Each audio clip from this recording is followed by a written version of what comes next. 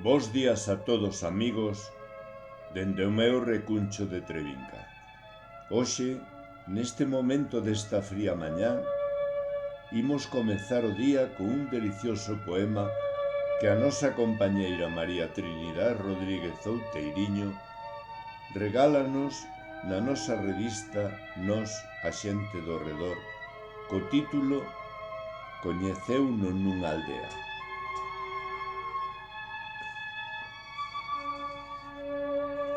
Coñeceuno nunha aldea. Ela pasaba e viu como el estaba de pé, falando cun amigo seu. Non puido evitar fixarse no seu porte.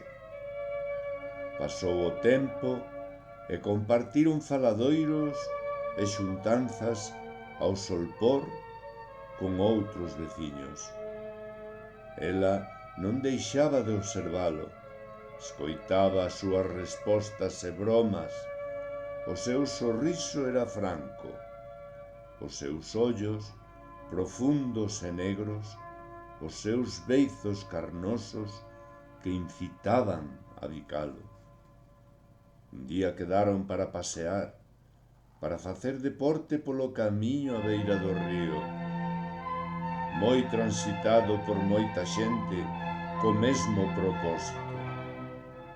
Falaban moito, contábanse anécdotas e cousas das súas vidas para coñecerse mellor e rían moito xuntos. Un día quedaron para tomar un café na cidade e pouco a pouco, sen esperalo, mentras falaban e rían xuntos ao redor daquela cunca de café, el bicouna inesperadamente. Ela apartouno ofendida polo atrevemento, tras responder a aquel bico cun lixeiro mordisco. Eran só amigos. El enfadouse, ao igual que ela. Non esperaba a reacción dela. Despedíronse. Pasou o tempo, pero ningún dos dous foi quen de esquecer aquel bico. E comenzaron a quedar para verse. Cada vez que se vían, os seus bicos, as súas caricias, os seus xaleos eran máis apaixoados.